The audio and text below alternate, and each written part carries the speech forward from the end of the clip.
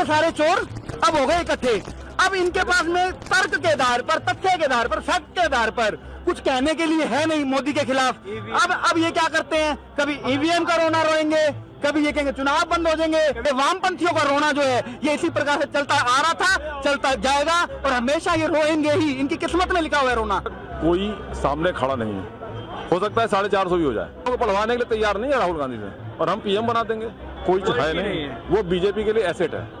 BJP के लिए कैसे? जब तक वो रहेगा बीजेपी हार नहीं सकती है। सिंगल प्राइम मिनिस्टर रहा है जिसने संविधान के अंदर संशोधन नहीं किए, कौन रहेगा? एक आदमी बता दो। ठीक है, संशोधन समय समय पर होते रहते हैं, देश के अच्छाई के लिए आगे भी होते रहने चाहिए। रोजगार का जो लोग रोना रोते हैं ना, रोजगार नहीं दिया। हाँ, मैं बताता हूँ रोजगार कैसे नहीं दिया यार, क्या फालतू की बकवास है ये। हाँ, मैं बताता हूँ, पूरा विपक्ष के ही गाना गा रहा है। ये फालतू रोना रो रहा है। मैं बताता हूँ क्यों रो रहा है।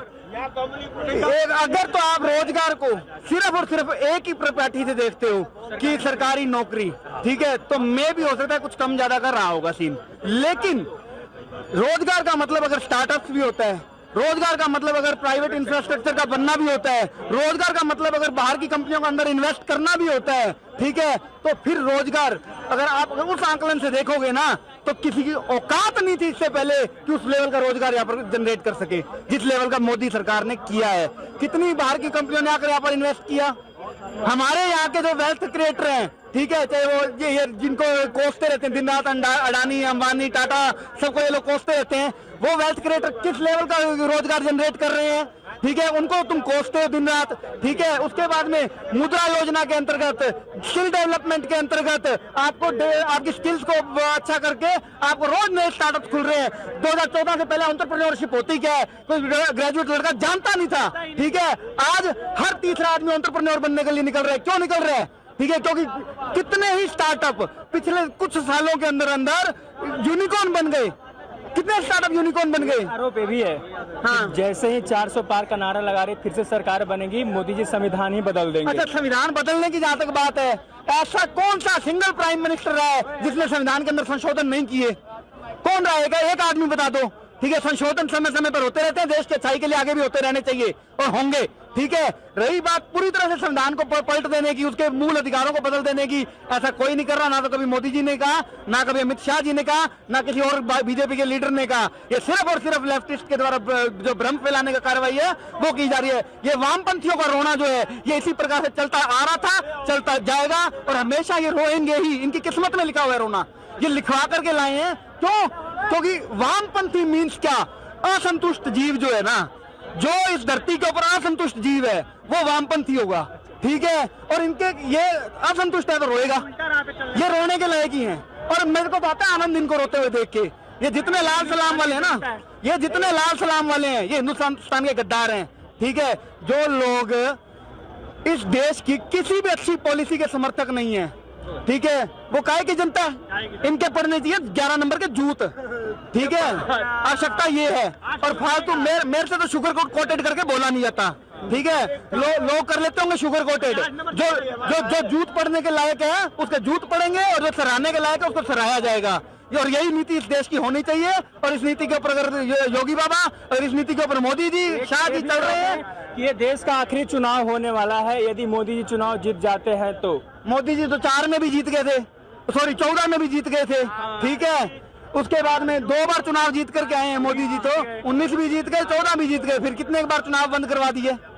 अरे यार, बौखलाए हुए लोग हैं। सीधी सी बात हूँ, जिस अब इनकी पता है इनकी दिक्कत क्या है? इनकी दिक्कत ये हो गई कि अरे यार दादा तुम जाओगे नहीं क्या? ठीक है, इनकी दिक्कत क्या होगी? इनकी दिक्कत ये हो गई कि आपको नहीं समझ में आई, बम पड़ रहे थे। इनकी दिक्कत ये हो गई कि इस एक आदमी ने, एक सिंगल वन मैन आर्मी ने ऐसा काम किया कि एक एक आदमी के दिल में यह बस गया। ठीक है, अब जब ये एक समय हुआ करता था कि 1000, 500, 1500 देके वोट बिक जाया करते थे, ये सच है, इस देश का कड़वा सत्य ये है। एक समय ये हुआ करता था। ठीक है, लेकिन आज का वोटर क्या सोचता है कि मौके पर 1000, 1500 लेने से अच्छा ये है कि मैं उस आदमी को वोट दूं जो आगे जाके मेरे, अगर आज मैं किराए के घर में रह रहा हूं ना, तो कल मेरा खुद का घर बनवा दे। मैं उस आदमी को वोट दूं, कल अगर मेरे घर परिवार में भगवान ना करे किसी का कोई एक्सीडेंट हो जाए, ठीक है, तो 5-7 लाख रुपए का इलाज जो है मेरा वो हो सके, ठीक है। वोटर अब इन चीजों को सोच करके वोट देने लग गया। अब इनके पास में कोई रास्ता बचा नहीं, तो इन चोरों ने क्या किया, चलो अब इकट्ठे हो जाओ। ये सारे के सारे चोर अब हो गए इकट्ठे। अब इनके पास में तर्क के आधार पर, तथ्य के आधार पर, फैक्ट के आधार पर कुछ कहने के लिए है नहीं मोदी के खिलाफ। अब ये क्या करते हैं, कभी ईवीएम का रोना रोएंगे, कभी ये कहेंगे चुनाव बंद हो जाएंगे, कभी ये कहेंगे सिर्फ आ गया है, कभी कहेंगे डिक्टेटरशिप आ गई है, ठीक है। अब इनके पास में ऐसी ऐसी बातें रह गई हैं कि कैसे कैसे करके किसी ना किसी कुछ एक पब्लिक को हम डरा लें, कुछ ना कुछ कह करके, ताकि इज्जत बची रह जाए, जमानतें जब्त ना हो हमारी, ठीक है। ये जमानतें बचाने की लड़ाई है। मैं जानना चाहता हूँ, डिक्टेटरशिप देश में आ चुका है, ऐसा पूरे देश भर से हवा उठ रही है। डिक्टेटरशिप क्या होती है पता है? डिक्टेटरशिप वो होती है जब आप जैसे पत्रकारों को इमरजेंसी के जोर में ना, ठीक है, अंदर कर दिया गया था। डिक्टेटरशिप वो होती है, डिक्टेटरशिप वो होती है जब मेरे जैसा कोई व्यक्ति अगर मुखर होकर बोलना चाहता था ना, ठीक है, तब उसको टक कर दिया जाता था, ठीक है। जो लीडर्स थे उनको हाउस अरेस्ट में रख दिया गया था। कौन सी डिक्टेटरशिप? अब ये कहते हैं सॉफ्ट डिक्टेटरशिप। डिक्टेटरशिप ये नई टर्म निकाली है इन्होंने। सॉफ्ट डिक्टेटरशिप क्या होती है? कोई समझा सकता है इसकी डेफिनेशन क्या है? किसी को कोई सॉफ्ट डिक्टेटरशिप की डेफिनेशन पता है? ठीक है, ये जर्मन शेफर्ड का याद किया हुआ शब्द है, ठीक है। अब मैं बताता हूँ, डिक्टेटरशिप कभी भी सॉफ्ट हो ही नहीं सकती, हो ही नहीं सकता कि डिक्टेटरशिप और सॉफ्ट हो, ठीक है। डिक्टेटरशिप होगी तो हार्ड ही होगी, और वो हार्ड डिक्टेटरशिप जो दिखाई थी वो इंदिरा ने दिखा दी थी कैसी होती है। अगर आज आप मेरे मुंह के आगे माइक लगा के खड़े होने की हिम्मत रख रहे हो, जब तक आप किसी के मुंह के आगे माइक लेकर जाने की हिम्मत रखते हो ना, तब तक उसको ये मत कहना कि डिक्टेटरशिप आ गई है क्या, क्योंकि आप खुद उस समय जानते हो कि अगर मैं माइक लेकर खड़ा हूं तो डिक्टेटरशिप नहीं आई है। लेकिन जनता के लिए तो जानना पड़ेगा ना कि है कि नहीं। हाँ, मेरे को तो लेके जाना पड़ेगा, माइक पूछना पड़ेगा। माइक अगर सामने है ना किसी के मुंह पर, अगर किसी के मुंह पर माइक है, तो ये उस बात का सबूत है कि उस देश के अंदर डिक्टेटरशिप नहीं है। बिल्कुल। किस मुद्दे पर इस बार का वोटिंग हो रहा है जनता के बीच? लेकिन 2 चरण का चुनाव हुआ, उसके बाद कहा जा रहा है कि मोदी 400 पार का नारा भूल गए हैं। देखो एक बात, अब 400 पार नहीं होने वाला है। मैं किसी पार्टी विशेष का व्यक्ति नहीं, मैं कोई बहुत बड़ा राजनीतिज्ञ नहीं, लेकिन मेरा जो मोटा मोटा एनालिसिस है ना, 422 सीट्स, 422 सीट इस चुनाव के अंदर भारतीय जनता पार्टी और एनडीए लेकर के जा रही है। फाइनल है लगभग 422। आलू से सोना बनाने का काम नाम बताइए। संजीव जैन। कहाँ के रहने वाले आप? यही करने वाला हूँ। अच्छा, जो 400 पार का नारा दिया जा रहा था, 2 चरण का चुनाव हो गया, उसके बाद लग रहा है सर कि जुमला है या सच में 400 पार होने वाली है पार्टी की? सर ऐसा है कि दूर दूर तक कोई सामने खड़ा नहीं है, हो सकता है 450 भी हो जाए। एक तरफ का 250 पर भी नहीं होने वाला है।